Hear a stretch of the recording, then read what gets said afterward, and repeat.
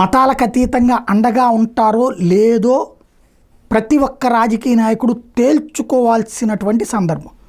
ఎందుకయ్యా అంటే ఇక్కడ అన్నిటికంటే దారుణమైనటువంటి విషయం, ఎవ్వరికీ కూడా పట్టనటువంటి విషయం అని చెప్పలేము. ఎందుకు ఈ డ్రామాలు ఆడుతున్నారు అర్థం చేసుకోలేము మనం. హిందువులు మతపరంగా ఓట్లేస్తున్నారా? లేదు. క్రైస్తవులు మతపరంగా ఓట్లేస్తున్నారా? లేదు.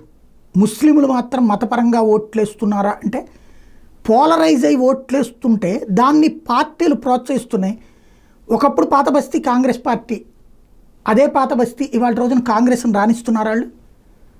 వాళ్ళ సంఖ్య పెరిగాక నియోజకవర్గానికి 50% అయ్యాక కాంగ్రెస్ అనేది లేదు, బీఆర్ఎస్ అనేది లేదు, తెలుగుదేశం అనేది లేదు. కంప్లీట్గా అక్కడ ఎంఐఎం వాళ్ళ పార్టీనే ఉంటుంది, మత పార్టీనే ఉంటుంది.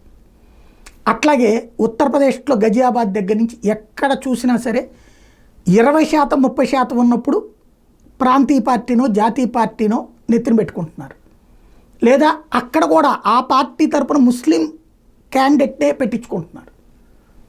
అదే సంఖ్య పెరిగితే అసలు ఇక ఆ పార్టీలు కూడా పక్కన పెట్టేస్తారు. ఇది ఎలాంటి కరెక్ట్ అయినటువంటి పద్ధతి? ఇది సెక్యులరిజమేనా?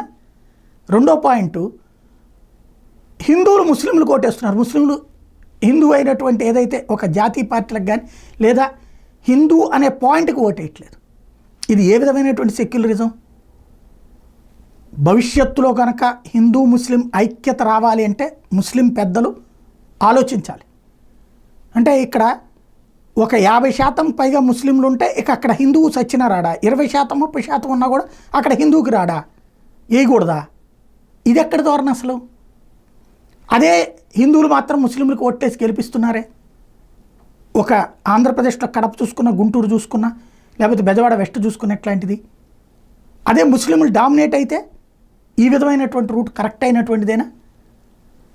ప్రజల మధ్యన విభజన రేఖ సృష్టించాలని ప్రయత్నించేటటువంటి వాళ్ళకి ఇది ఉపయోగపడుతుంది. జాగ్రత్తగా ఆలోచించాల్సి ఉంది.